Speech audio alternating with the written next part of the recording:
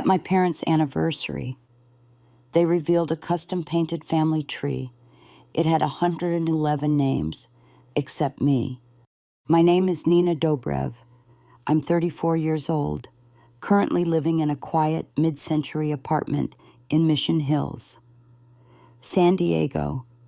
It's the kind of space that holds stories without shouting, filled with sketchbooks, lighting kits, and an ever-growing wall of architecture photography, both my own and those I admire, to the outside world.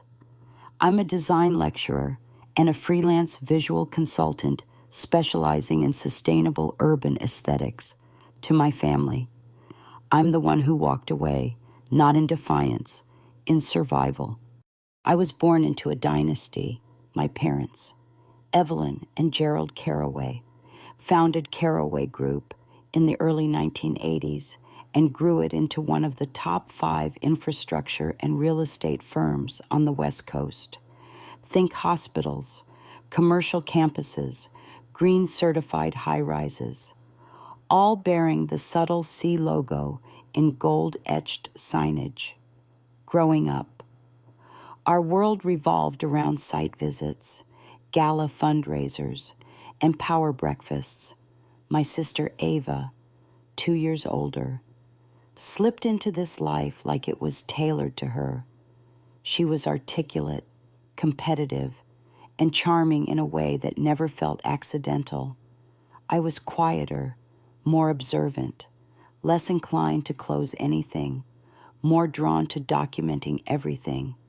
By the time I was 12, Ava was already attending board meetings with my mother, taking notes and asking questions no one expected from a teenager.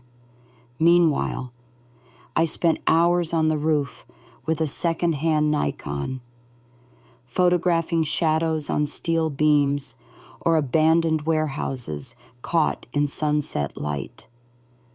I once showed my father a series I'd taken of a freeway expansion from different angles. He flipped through them, paused, then asked if I wanted to learn CAD software instead. Real value is in building the future, he said, not just watching it happen. That difference never faded. My parents paid for Ava's MBA at Wharton without hesitation when I received a scholarship to the Rhode Island School of Design. My mother's only response was, "We'll support you emotionally, but financially, we expect returns." I took on 3 part-time jobs, graduated on time, and relocated to the West Coast to be closer to family, naively thinking proximity might bridge our distance. For a while, I tried to align. I did a few branding projects for the company's community initiatives, designing campaigns, building digital materials, even photographing sites for brochures. But the credit always went to Ava, who oversaw the creative. My name never appeared on anything public. I told myself I didn't care, that I wasn't doing it for recognition. But some part of me hoped that if I kept showing up, they'd eventually see me as more than the afterthought daughter. 3 months ago, I received a letter, not an email, not a text, a formal envelope with gold-foiled calligraphy and a wax seal. It was an invitation to my parents' 40th wedding anniversary, to be held at the newly completed Carraway Pavilion downtown, a mixed-use complex built in record time. Already featured in 2 design magazines, the event would double as a celebration of the company's legacy, a closed guest list of 200 investors, family members, and press. The note inside read, "Your presence would mean the world to us. It wouldn't be complete without both our daughters." For the first time in years, I felt something that resembled hope, not in the dramatic sense, just a quiet lifting, like maybe the years of distance were softening. Maybe they were finally making space for both of us. I spent 3 weeks preparing a gift, not a physical object, but a series of visual prints capturing the architectural evolution of our family from the first office they opened in Hillcrest to the final rendering of the pavilion. all mapped through layered images, light patterns, and subtle texture composites. Each piece was printed on museum-grade paper and individually framed. I titled it The Unspoken Foundation and had it delivered ahead of time, requesting it be displayed privately in the lounge area for family and internal staff. No public fuss, just something honest. I wore a deep forest green silk dress that night. Classic cut, quiet elegance. I remember Ava complimenting it as we passed in the lobby. Very organic. You always did love textures, she said. Tone unreadable. I smiled, choosing not to read between lines. The event itself felt grand, overwhelming. A string quartet, glass sculptures, a 4-tier cake modeled after the pavilion's spiral roof. Guests mingled like magnets, rearranging by status. I drifted from conversation to conversation, offering polite nods, answering predictable questions about what I do now. At 8:45 p.m., my mother stepped onto the stage, radiant in a champagne-colored gown, and tapped her glass. We wanted to give our guests a lasting memory tonight. She said, a visual representation of the Caraway legacy, past, present, and future. The velvet curtain dropped behind her, and there it was. A 20-foot mural hand-painted on raw linen stretched across the entire east wall of the ballroom, an intricately branching family tree in ink and metallic leaf. Names, portraits, dates, generations back to 1911, 111 names, except mine. I don't remember applauding when the mural dropped. I don't even remember blinking, just the sound of someone behind me whispering, incredible detail, as I stared at the space where my name should have been. At first, I thought I'd missed it, that perhaps I was placed off-center, or misnamed under a middle initial, or tucked away near some obscure great-aunt whose branch no one ever notices. I scanned quickly, then methodically, then obsessively. Ava stood prominently near the center, painted in charcoal and copper leaf, her portrait flanked by her children and husband, even distant cousins, one of whom had been disowned years ago for starting a rival construction firm, had made the cut. I saw the name of my godfather who had died before I turned 6, a third cousin who lived in Prague, and a woman named Beatrice, who I only knew as my father's childhood neighbor. I found everyone, except me. I didn't say anything. Not then. I stood still, nodding at comments, pretending to admire the art, answering a few shallow compliments about my dress or my work. My mother walked past and gently squeezed my arm. "Isn't it breathtaking?" she said, unaware or unwilling to notice how tightly I was holding my wine glass. I replied with a simple, "It is," and let her disappear into the crowd again. For the next hour, I floated through the event like a rehearsal ghost. All grace and no weight, I responded when spoken to, smiled on cue, and excused myself with polite reasons when the pressure behind my ribs became too much. At some point, I stepped outside and stood alone beneath a patio heater, letting the heat dry the silent tears that never reached my cheeks. No one followed. Not Ava, not my parents, not even my aunt, who used to sneak me candy under the table when I was little. It was clear now I wasn't forgotten. I had been deliberately erased. I left just before the gift unveiling, quietly retrieving my coat from the rack and walking past the valet stand without calling for a car. I walked 6 blocks in heels back to the hotel where I had checked in earlier that day, then sat fully dressed on the edge of the bed, staring at the framed print I had gifted them.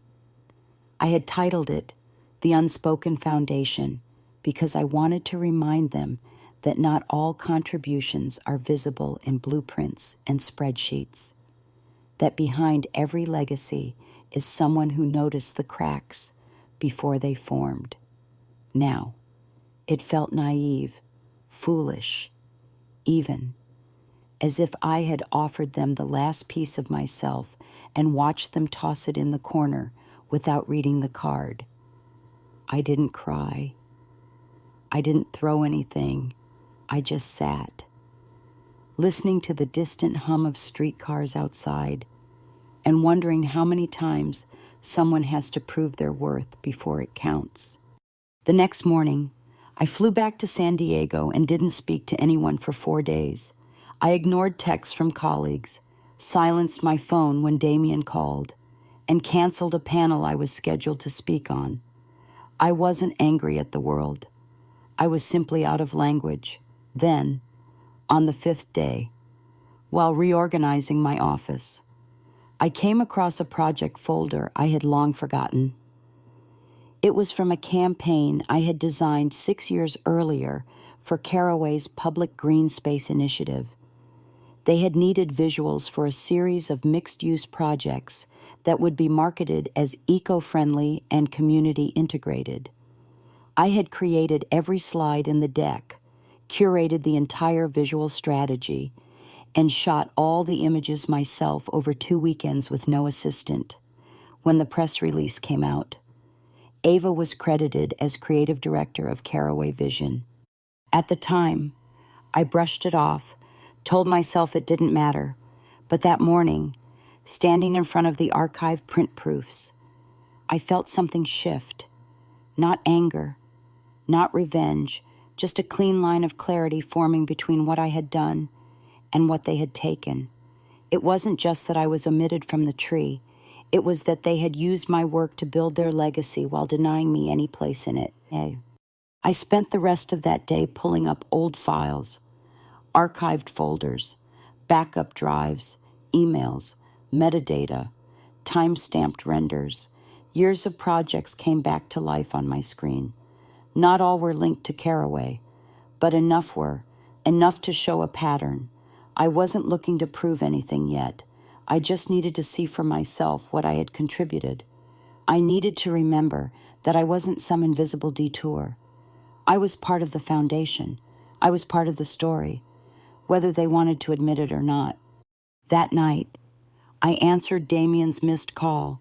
He picked up instantly, his voice warm and concerned. "You all right?" he asked. I didn't answer right away. Instead, I asked him one question. How do you track patterns when the data looks clean on the surface? There was a long pause, then the shift in his tone. He knew me well enough to understand what I wasn't saying out loud. "You thinking about Ava?" he asked softly. "I'm thinking about the mural," I said, and what it was designed to hide.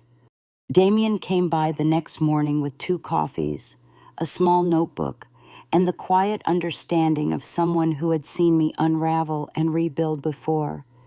He had been my closest friend since our sophomore year at RISD, the only person I knew who could decode visual silence like it was a second language. We sat by my window, the city waking up behind us, and laid out every project I had touched for Caraway in the past decade. At first, it was just a timeline. Logo redesigns, community campaign visuals, site photography, sustainability infographics. Then we started matching the dates with public releases, press statements, and budget allocations. Something didn't add up. The language in some of the releases was oddly inflated. They spoke of design teams that didn't exist, referenced creative consultants who were never named, and listed budget numbers for campaign costs that far exceeded what I had been paid if I had been paid at all. I remembered one specific project vividly, the Marigold District redevelopment. I had done the entire visual presentation for free as a favor, after Ava had told me they were in a crunch and couldn't get a vendor to deliver something on time. "You'd be saving the team," she had said. It's just internal. A few months later, I found the same presentation published as part of Caraway's Green Leadership Initiative in the credits. Ava's name appeared next to Chief Design Strategist.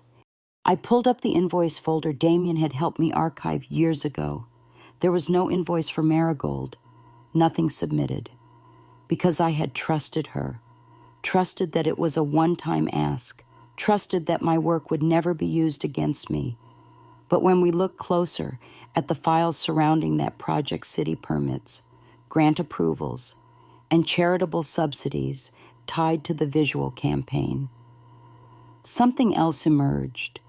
Damien pointed out that the grant size had increased by nearly 20% in the month following the release of those visuals, which wouldn't mean anything, he said, except it coincided with a bump in Caraway's internal developer bonuses. And guess who got the largest one? I didn't say her name.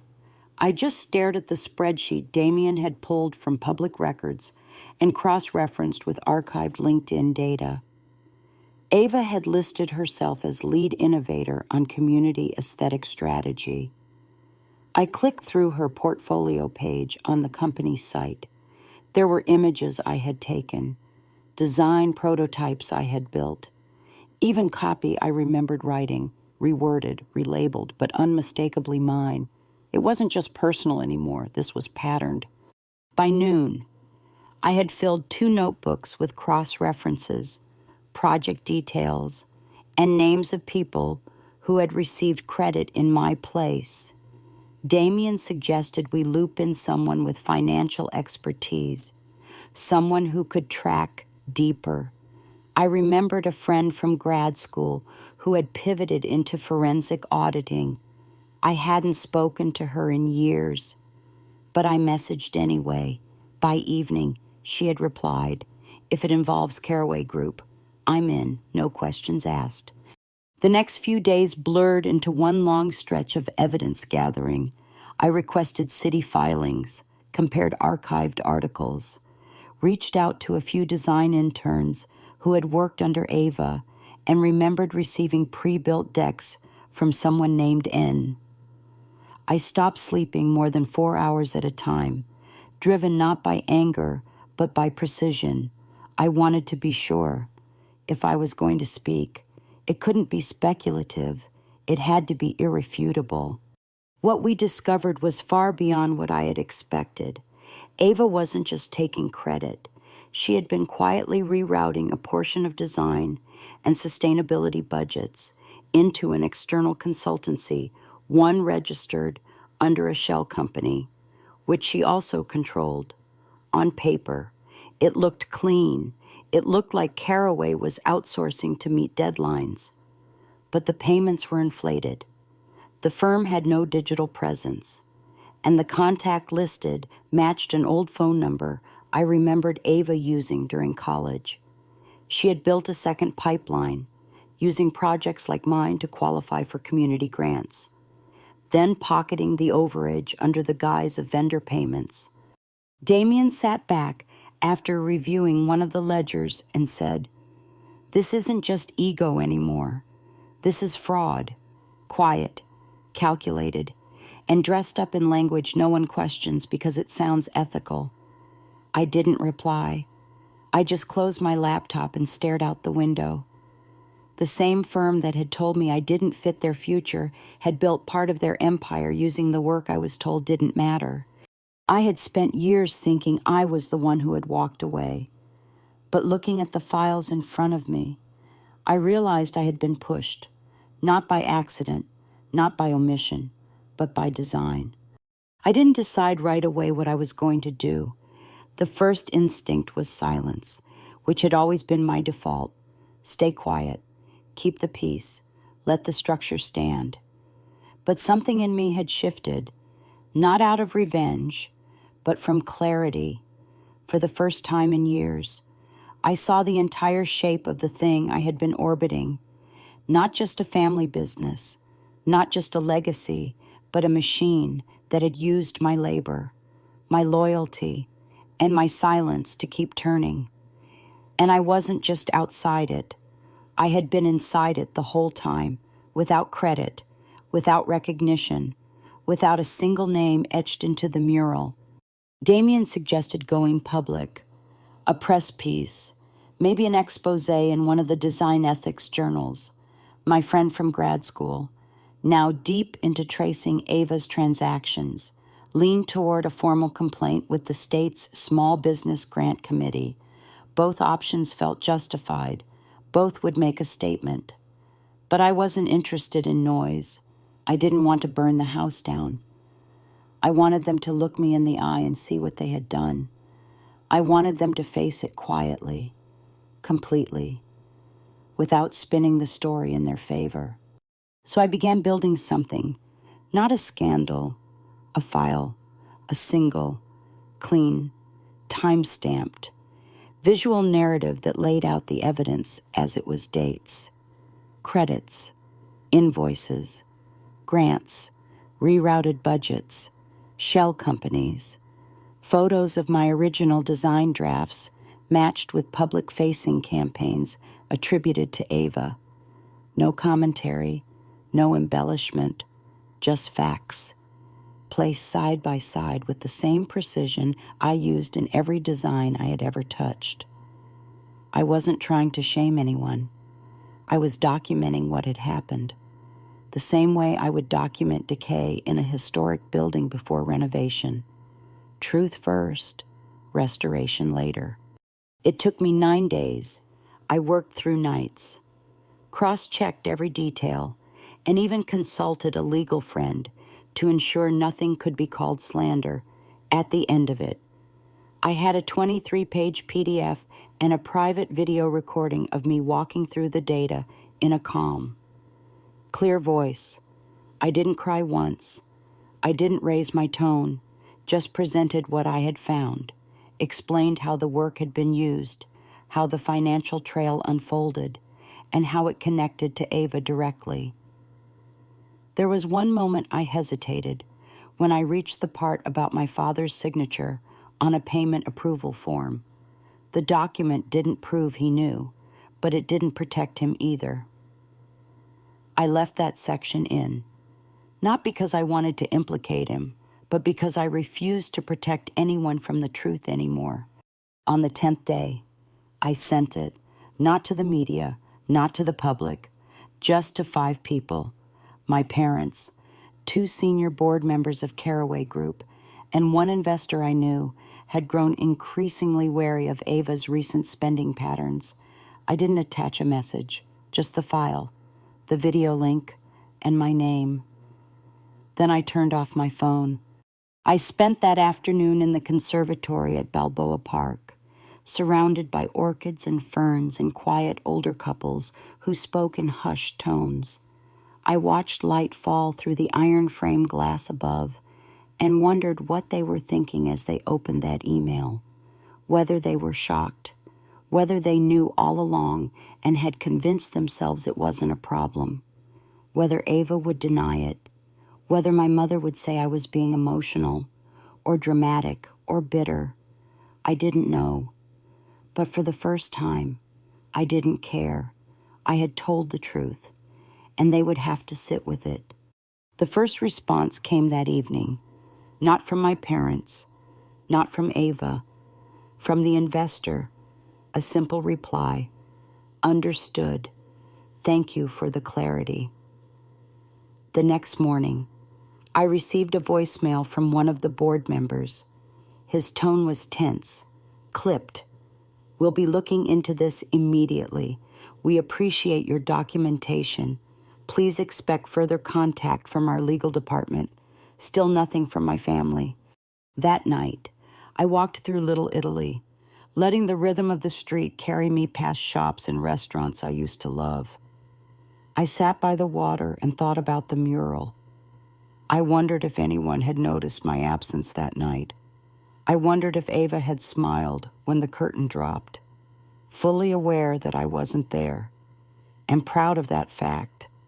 I wondered if my mother had looked at the painting and simply chosen not to see what was missing. I wondered if they had ever truly seen me at all. The email from my mother arrived 2 days later. It was short, no subject line, no greeting, just one sentence. We need to speak. Come to the house. Sunday, noon. I read it twice, then closed the laptop and stared at the books on my shelf, none of which could explain what I was feeling.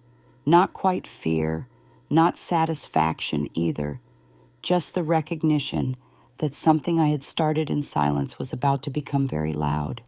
On Sunday, I arrived exactly at noon, not early enough to appear eager, not late enough to be seen as disrespectful. The Caraway house sat on a slope above the city, glass and stone layered across 3 levels like a fortress that had convinced itself it was art.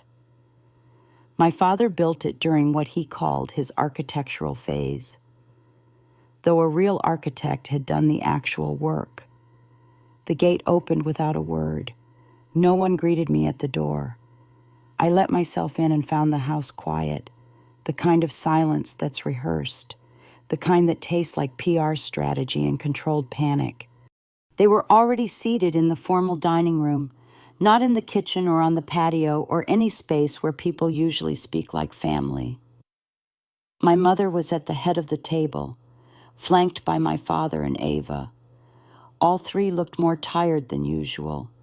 There were folders spread out, glasses of untouched water, and a laptop open to a paused video, still my face mid-sentence from the documentation I had recorded. No one spoke for a moment. Then my mother gestured to the seat across from her. "Sit," she said. It wasn't a request. I sat, steady but alert. Ava wouldn't look at me. Her nails tapped a slow rhythm against the armrest, and I noticed she had already removed her wedding ring, though I didn't know why yet. My father cleared his throat, folded his hands, and leaned forward. "We've reviewed your material," he said. "It's detailed. Clearly you've put time into it." He paused, waiting for a response. I gave him none. I wasn't here for compliments. I was here for accountability. Then came the pivot. "We're disappointed that you chose to escalate this outside the family." My mother said, "That you involved the board and third parties before coming to us directly." I let the words land but didn't react. That was her pattern, deflect to form, not substance. "You painted us into a corner," she added, "and now there are consequences that affect everyone." I looked at her calmly and asked, "Did you look at the financials, or just the ripple effects?" My father answered before she could. "We saw enough to know some decisions were made that shouldn't have been." His tone was clipped, managerial. "There will be internal audits. Ava will step back temporarily until the matter is clarified." Ava finally spoke then. Her voice was flat, rehearsed. "I built this company's reputation for the last decade. I carried the next phase while you were off teaching art students how to take sunset photos of abandoned buildings. I didn't flinch. And you did that by stealing from grants meant for underprivileged communities. I said, you did it with my work, and you knew exactly what you were doing." Her eyes met mine finally, sharp and tired. "You always hated that I made it look effortless." She said, "That they believed in me, that I didn't have to beg to be noticed." I didn't respond. There was no point correcting someone who had built their entire sense of self on borrowed credit. My mother spoke again, her voice softer now. "What do you want?" "Nina?" she asked. "Money. A role in the company. Public apology." I looked at her, seeing her for what she was: not a villain, not a monster, just a woman who had spent her whole life curating an image so tightly she didn't know how to see beyond it. "I want the truth to matter." I said, "I want Ava held accountable. I want the board to correct the records. I want this mural you built, this story about our family, to stop erasing people who don't play by your rules." The silence that followed was different this time. heavier, not because they disagreed, but because they knew I was right. They just hadn't expected to be forced to admit it. 3 days after that meeting, Caraway Group quietly issued a press release announcing an internal restructuring. No names were mentioned, no wrongdoing admitted, just a line about leadership reorganization to reflect evolving priorities and ensure operational transparency.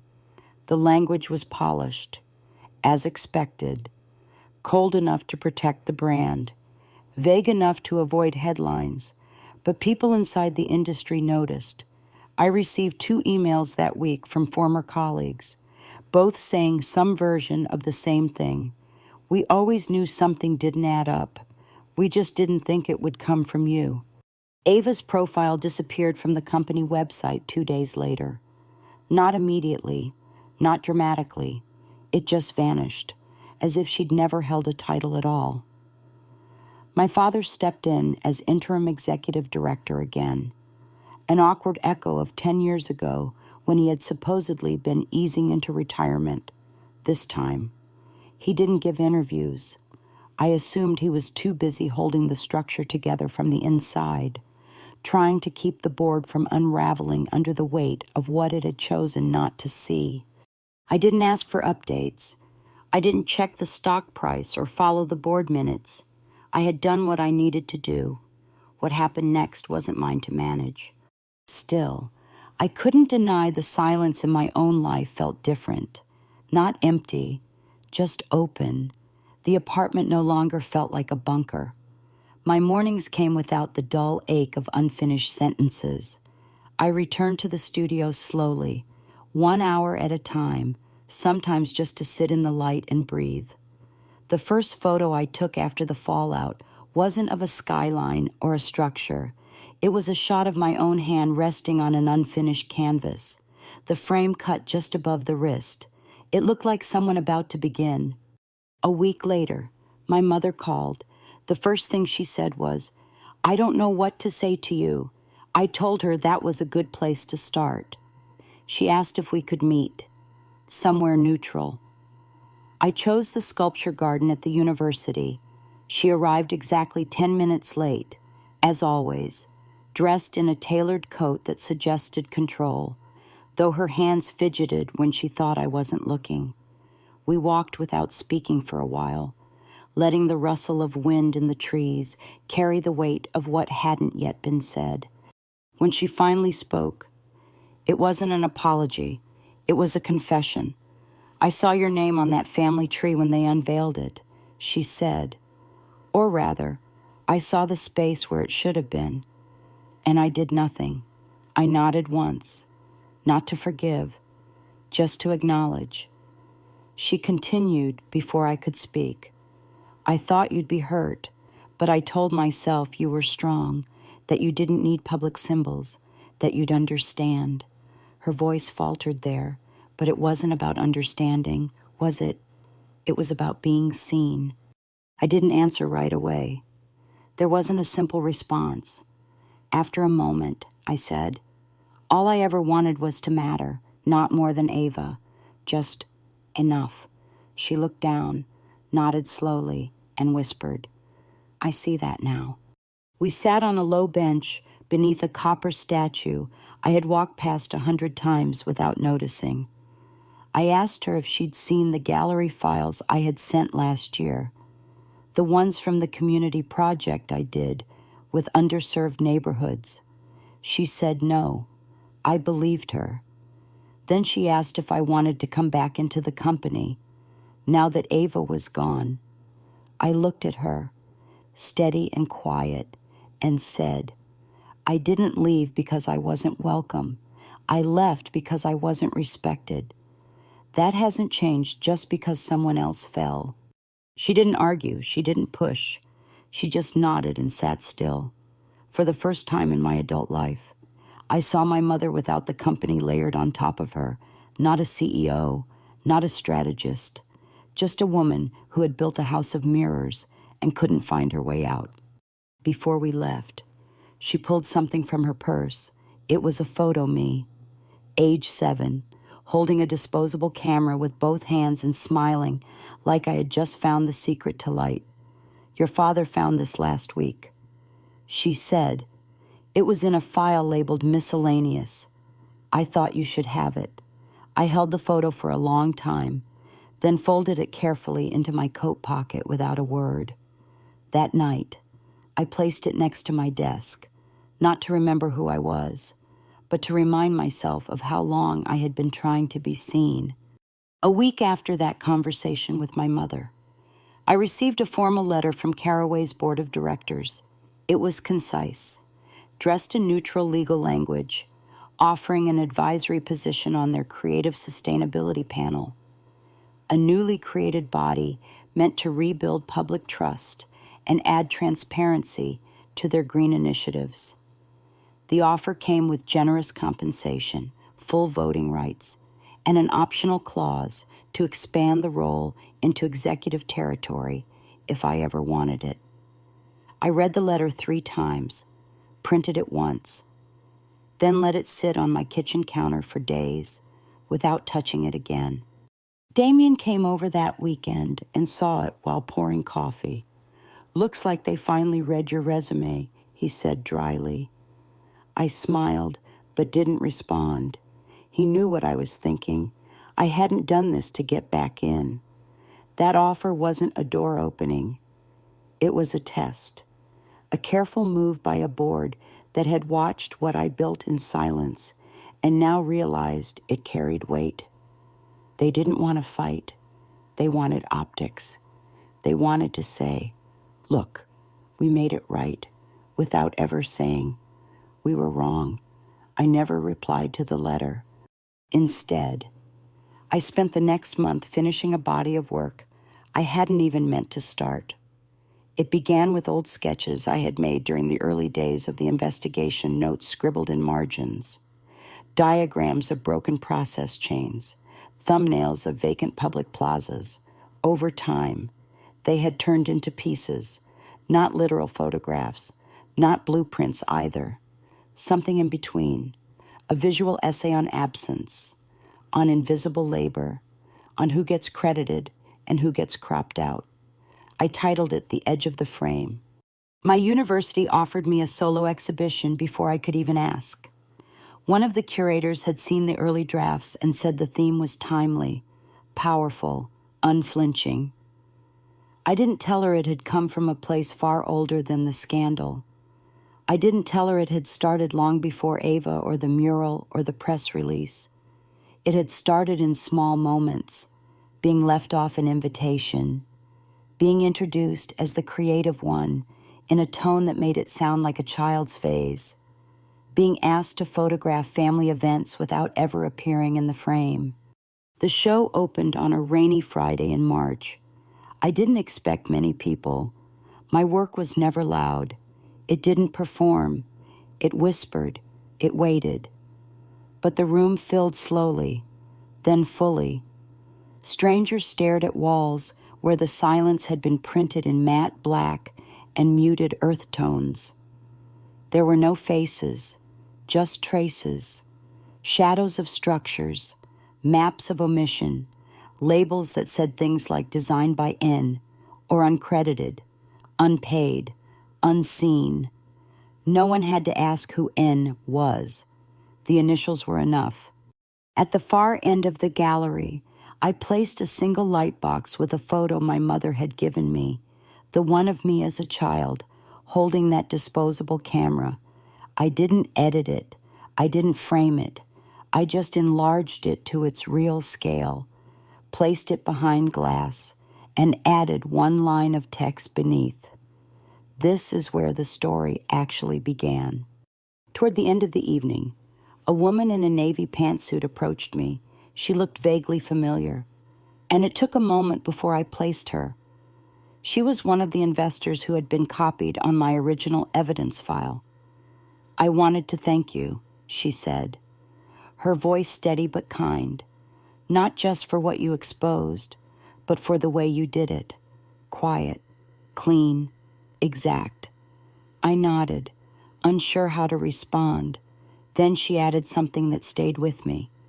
You didn't burn anything down, but you made sure the foundations couldn't ignore the cracks. That night, I walked home in the rain without an umbrella. The city felt cleaner somehow, not because anything had been fixed, but because nothing was hidden anymore. I thought about the mural again, whether it was still hanging in that ballroom, whether anyone had bothered to repaint it, whether my name had finally been added. It didn't matter now. I had already painted my own. 2 months after the exhibition opened, a gallery in Chicago reached out and asked to host the entire collection. They wanted to include it in a season-long program centered on narrative justice and creative authorship. I didn't need to think about it. I said yes, then called Damien and asked if he had any interest in co-curating the extended version. He laughed and said, "I've been waiting for you to ask." What started as a side project had evolved into something larger than I ever planned. Not a retaliation, not a memoir, just a reflection in public space of what so many people had felt privately for years. The Chicago installation opened in late spring. This time, we added audio layers recordings from women in design, architecture, and adjacent industries who had been sidelined, overwritten, or edited out. Some spoke with resignation, others with fire, some with voices so soft you had to step closer to hear. We didn't name them. We didn't need to. The power was in the pattern, the fact that no matter how different the cities or timelines were, the shape of the silence was always the same. I stood in the back during opening night, watching a group of students huddle around a projection of overlapping credits. Their professor whispered something I couldn't hear, and they all nodded slowly. One of them turned to another and said, "It's weird how familiar this feels. That was the point. To hold up a mirror so quietly. People didn't realize they were looking into it until it was too late to look away." Midway through the exhibition, I received an email from Ava. It wasn't long, but it was unexpected. She didn't mention the fallout, the board, or what she had done. Just one line that read, "I saw the photos. You made your point." I stared at the screen for a while, unsure if it was meant as acknowledgement or accusation. In the end, it didn't matter. I archived the message and didn't reply. Some people come around, some don't. Either way, you keep going. My father called a few weeks later. This time, his tone was different, less corporate, more unsure. He said he had been following the exhibitions, reading what people were writing, trying to understand what the story really was. I told him the story wasn't new. It just finally had enough light on it to be seen. He asked if I had any interest in publishing a book based on the work. "There are publishers asking," he said. "You might as well take control of the version that gets told." I paused, then answered honestly, "If I do write it, it won't be about the company. It won't be about you. It'll be about all the people like me who got left out of the frame."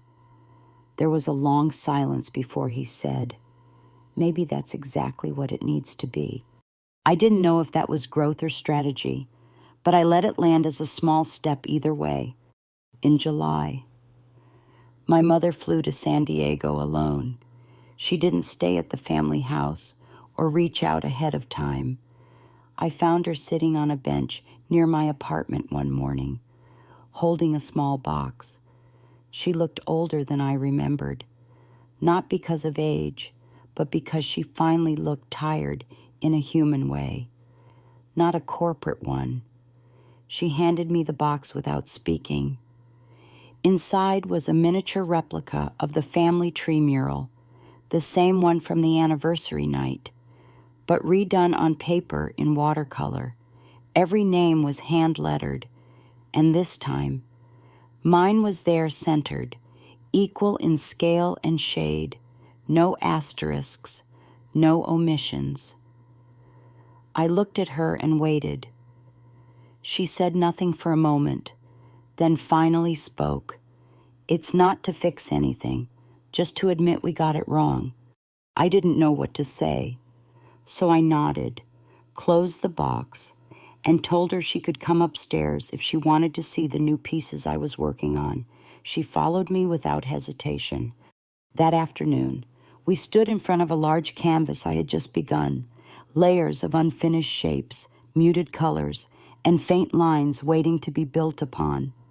She asked what it was about. I said, legacy, but from the perspective of the person who wasn't supposed to inherit anything. She didn't smile. She didn't correct me. She just nodded once and said, tell it how it deserves to be told. By early autumn, the invitations had started arriving again, not from my parents, not from Ava, but from the company's communications team. Small things at first. A panel on sustainable urban storytelling. A stakeholder brunch to celebrate new partnerships with local communities. A request for a quote on design inclusion for the annual Caraway publication. They were testing my distance. Unsure how much I wanted to be folded back into the narrative they were reshaping, I responded to none of them, not out of bitterness, but because I had already chosen a different kind of presence, one that didn't require approval to exist. Instead, I poured my attention into a residency I had been offered at a design institute in Vancouver, 3 months in a quiet studio above a repurposed train station, with no deliverables beyond exploration, no expectations, no legacy to chase. I spent the mornings walking along the water, camera in hand, capturing reflections on rusted metal and salt-worn glass. In the afternoons, I worked on a long-form essay series called The Architecture of Omission, part memoir, part visual commentary. It unpacked what it meant to be excluded not by accident but by design.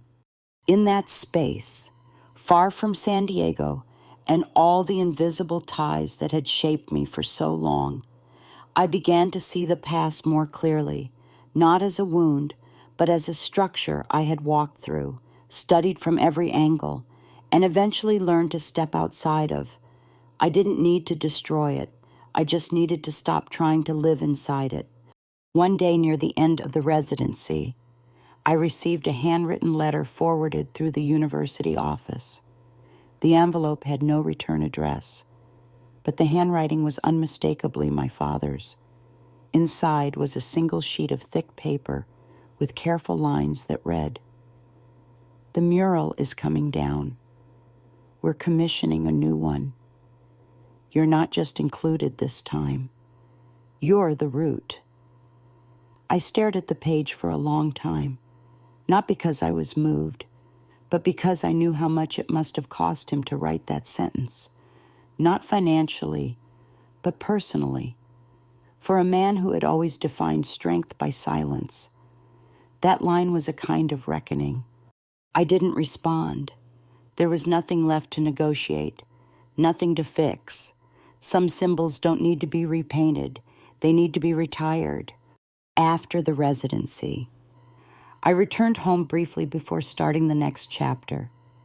A nonprofit reached out about a collaboration involving urban youth and storytelling through photography. They had seen my exhibitions and wanted to develop a program that taught students how to document their neighborhoods with dignity and precision.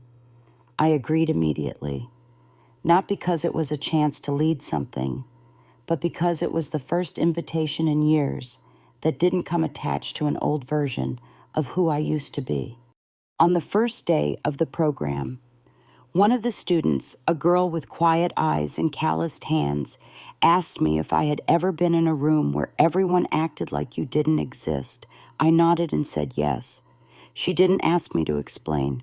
She just said, "I figured. That's why your photos look like they're listening to things most people ignore." That night, I walked through my studio and stopped at a framed photo I had almost taken down weeks before. It was the final piece from the first gallery show, the one I had titled The frame isn't neutral for years. I thought that image, an empty wooden chair at the edge of a meeting table, was about being left out. But now I saw it differently. It wasn't about absence. It was about perspective, about standing outside the story long enough to tell it clearly. I still didn't know what would happen to Ava, whether she would resurface in another city under another title, whether my parents would ever speak honestly about what happened beyond their inner circle, whether the company would quietly recover and carry on, polished as ever. But none of it was mine to manage. I had spent years waiting to be written into their version of legacy. Now, I was writing my own. 6 months later, I stood outside a community center in San Jose, watching a group of high school students prepare for their first gallery showcase. They had arranged their photographs by theme: grief, transition, visibility, belonging. Each one captured something raw and intimate about the neighborhoods they had grown up in, but rarely seen, reflected with respect. I wasn't there as a speaker. I wasn't even listed in the program. I was just someone who had helped them set up folding tables and adjust the lighting before guests arrived. It was a role I had grown used to. The one who builds the foundation, then quietly steps aside. And yet, for the first time in a long time, I didn't feel invisible. I felt grounded, present, unapologetically clear on what mattered. Earlier that morning, I had received an email from the Caraway Foundation, my family's company. They were launching a new design initiative focused on equity and inclusion, using language that sounded suspiciously like the proposals I had once drafted and watched be ignored.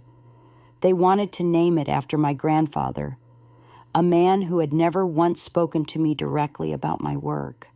At the bottom of the email was a line in bold: "We would be honored if you joined as creative director of Legacy Strategy." I closed my laptop without replying. There was no anger, only clarity. I had already done the work they were now trying to perform, and I had done it without their permission. That afternoon, one of the students approached me with a question about her application to an arts fellowship. She was worried her story wasn't impressive enough. "It's just about growing up in a house where people said I was too quiet to matter," she said. I looked at her and replied, "That's exactly why it matters. Quiet doesn't mean empty. It just means you've been listening longer than most."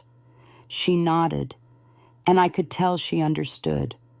Not because she had heard something inspirational, but because it was the first time someone had mirrored her truth back to her without asking her to perform pain. When the showcase ended and the guests filed out, I stayed behind to help clean up. One of the volunteers offered me a folder of printed thank you notes the students had written. I tucked them into my tote bag and didn't open them until later that night. Most were simple, handwritten on school issue paper, but one stood out. It read, "Thank you for showing me that you don't have to be seen by everyone to make something worth seeing." I stared at that line for a long time, not because it made me emotional, but because it captured something I had never quite put into words. The value of being quietly true in a world that rewards noise. Back in my apartment, I looked around the space I had built from scratch. The shelves held photo books from obscure local artists. The wall above my desk displayed 3 of my own prints, framed simply, without titles. A soft light pooled on the hardwood floor, and for the first time in years, I felt like I belonged inside the life I was living, not chasing recognition, not proving worth, just existing, fully, without negotiation. The mural my family commissioned had gone up weeks ago. Someone had sent me a photo. It was slick, curated, and digitally rendered to perfection. My name was etched into the corner with a soft glow effect, and a scripted font. Founding visionary. I didn't feel honored. I didn't feel angry. I just felt free from it. Let them rewrite what they needed to. I had stopped editing myself out of my own story the moment I left that anniversary dinner and chose not to fight for a seat at their table. I had built my own instead. It's strange how quiet the real victories are. No one claps. No one gives you a plaque. You just wake up one day, realize you are no longer trying to be understood by people committed to misunderstanding you, and it feels like breath for the first time. There are no confetti moments, just calm, just air, just a quiet knowing that you held your voice, even when it would have been easier to let them shape it for you. Now when people ask where I learned to lead, I don't tell them about Caraway or the mural or my former titles. I tell them about the silence I sat through, the rooms where I wasn't named, the spaces I chose to leave rather than shrink inside, and how those choices quiet, steady, often unnoticed, built something stronger than legacy. They built authorship. And maybe that's the real story here. Not how I was erased, but how I refused to disappear. So tell me, have you ever been written out of your own family story only to realize you were never part of the story they were telling to begin with?